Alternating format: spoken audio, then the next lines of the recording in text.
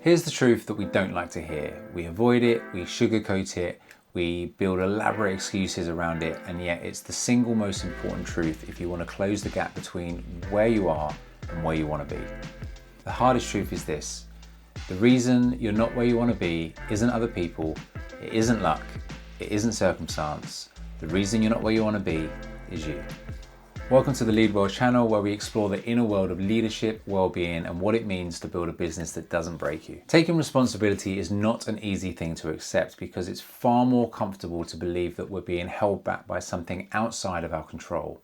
It feels safer to point to the system, the economy, the people around us, the timing, the lack of resources. It gives us an out, a way to protect ourselves from the sharp edge of responsibility. But if you sit with that truth that you are the reason, something begins to shift.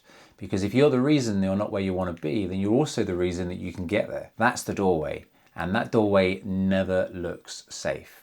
It always looks like a risk. I remember standing at that doorway when I decided to open Ojo Rojo. On paper, it didn't make sense. I didn't come from a hospitality background. I didn't have the connections, the investors, the roadmap that so many people said I needed. What I had was an idea and the conviction that I couldn't shake it off, no matter how many people told me not to try. And believe me, they told me. Every horror story about restaurants failing, every reason why I shouldn't take the leap, every reminder of how brutal the industry is. People didn't whisper it quietly. They made sure I knew. I was told flat out that I'd regret it, that I'd burn out and that I'd lose everything. And the funny thing is, some of those horror stories came true. There were nights where I thought I'd made the biggest mistake of my life. There were times so heavy and so dark I wondered how I'd keep going.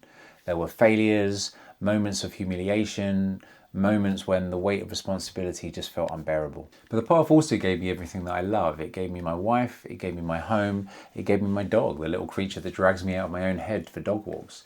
It gave me a community, a story, a sense of identity. It gave me a life that I just wouldn't change.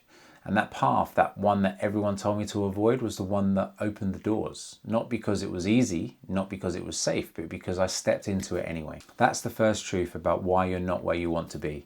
You're waiting for it to feel safe, and it never will. The comfort zone never prepares you for growth because comfort is about preservation, not expansion. The comfort zone will keep you alive, but it won't make you alive. Most people don't fail because they lack opportunity. They fail because they refuse to step into the risk. They'd rather stay in the known pain of comfort than face the unknown challenge of growth. But growth only ever lives on the other side of risk. When you understand that, life looks different. You start noticing where you're protecting yourself instead of progressing. You start seeing the excuses for what they really are. I used to say things like, I can't do that yet. I don't have enough money, I don't know the right people, it's not the right time. And those sentences felt reasonable, adult, logical. But if you strip them back, most of them really meant, I don't want to feel discomfort. The language of excuses is seductive. It makes fear sound rational. But the truth underneath it is usually simple. You don't want to feel the stretch and you don't want to face the uncertainty. You don't want to expose yourself to the possibility of failing in front of others. And yet that's exactly what you have to do.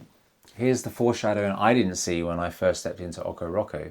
That path of discomfort would not just give me the external things, but internal lessons I couldn't have learned any other way.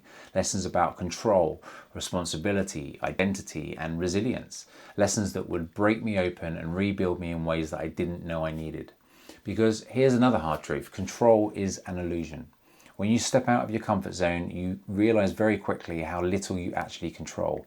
I couldn't control whether customers came through the door. I couldn't control whether the economy shifted, whether trends changed, whether staff stayed. I couldn't control the tidal forces of the industry.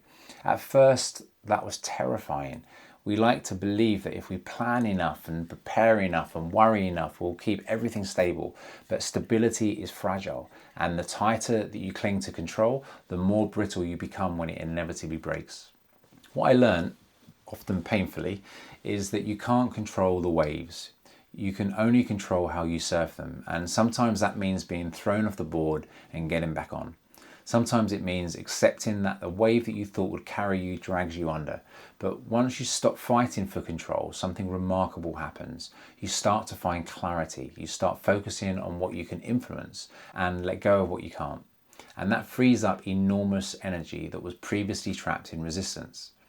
The irony is that the very thing that we think will keep us safe, control, is the thing that often keeps us stuck. Because when you're obsessed with control, you stop taking risks, you stop experimenting, and you stop moving. And here's where responsibility comes in, because if you're not where you want to be, it's not just that you're clinging to comfort or chasing control, it's also that you're avoiding responsibility. That was another lesson that Ojo Rojo taught me.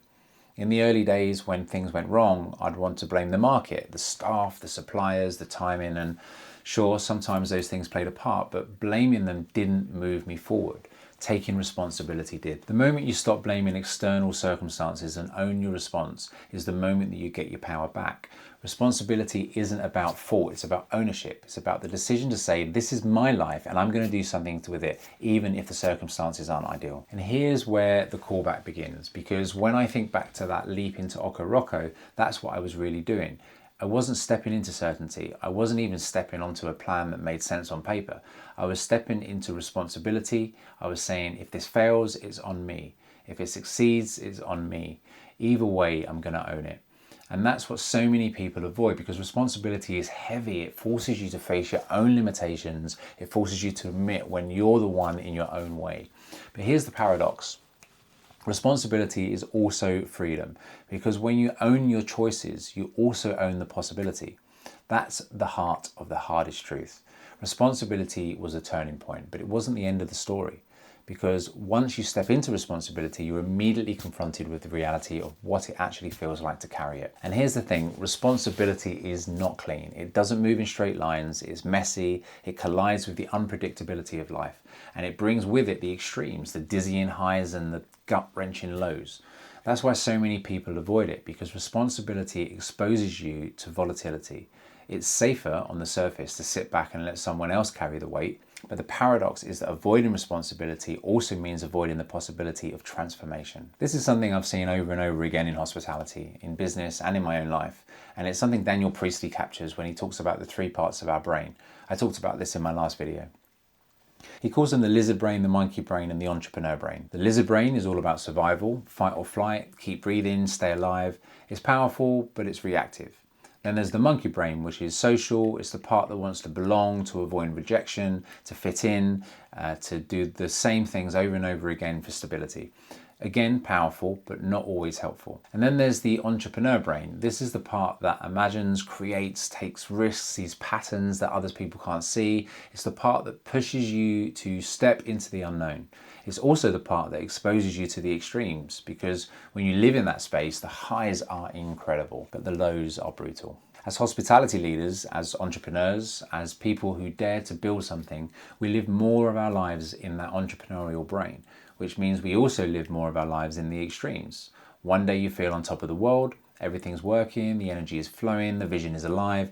The next day you feel crushed, wondering if you've made the biggest mistake of your life. And that's the piece most people never tell you.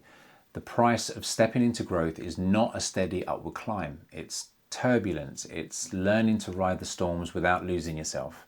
It's learning that the lows don't mean you failed, they're part of the terrain. The comfort zone protects you from that volatility, but it also protects you from the breakthrough moments, the peaks, the sense of feeling fully alive. The comfort zone keeps you safe, but it also keeps you numb. I think back to Ojo Rojo again, those early years, the horror stories that came true, the nights it felt like it was all falling apart. Those were some of the hardest moments of my life, and yet they were also the moments that forged me. They stripped away the illusions I had about control, about certainty, about what it means to be ready. They forced me to grow in ways that nothing else could have. And they gave me everything I love today. That's the callback I want to leave anchored in your mind. The very risk I was told to avoid, the very step outside of my comfort zone that people warn me against, became the doorway to my wife, my home, my dog, my business, my community. That's not to romanticize the pain. Some of those moments nearly broke me. But if I'd listened to the voices telling me to stay safe, none of this would exist. And that's the hardest truth about why you're not where you want to be. It's not that you lack the dream. It's not that you lack the ability. It's that you haven't yet decided to walk through the discomfort, to embrace the volatility, and to take ownership without waiting for permission. Now let me go deeper, because there's another layer. Sometimes the real reason you're not where you want to be isn't the fear or the discomfort or clinging to control or avoiding responsibility. Sometimes it's because deep down you don't believe that you deserve it. That was something I had to face in myself. There were times I self-sabotaged, times I pulled back just as things were starting to work, times I dulled my own energy because I didn't feel worthy of the success I was building. And if you don't believe you deserve to have the life that you want, no strategy, no plan, no opportunity will carry you there. You'll always find a way to hold yourself back. Worthiness is the invisible barrier that most people never name, and yet it's often the deepest one. When I look back now, I see that the path of Ojo Rojo wasn't just about building a business, it was about building myself. It was about learning that I was capable of surviving the lows, worthy of the highs, and strong enough to stand in the volatility without collapsing. And that's what I want you to hear. The hardest truth about why you're not where you want to be is that you're waiting. You're waiting for safety. You're waiting for certainty. You're waiting for someone else to say that you're ready. But waiting is the very, very thing that's keeping you stuck. At some point, you have to decide. Not when it's perfect, not when it's safe, not when all the signs line up. You have to decide now. Because here's the final truth. The life you want is not hiding in some distant future. It's waiting in your discomfort of your next choice.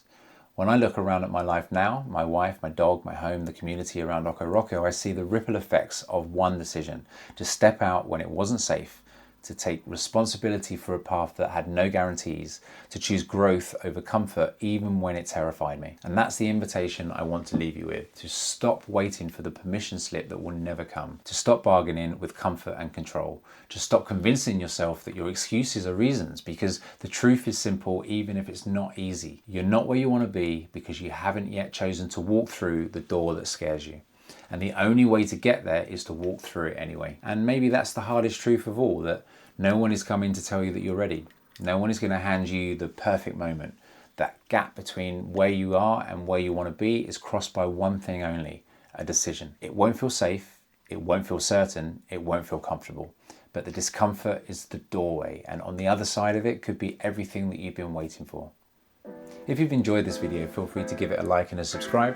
It helps me, it helps the channel, and it helps people like us find the content that really matters. And if you've gone outside of your comfort zone recently, tell me in the comments. I'd love to hear from you. And as always, I'd love to remind you that you matter too. Don't forget that.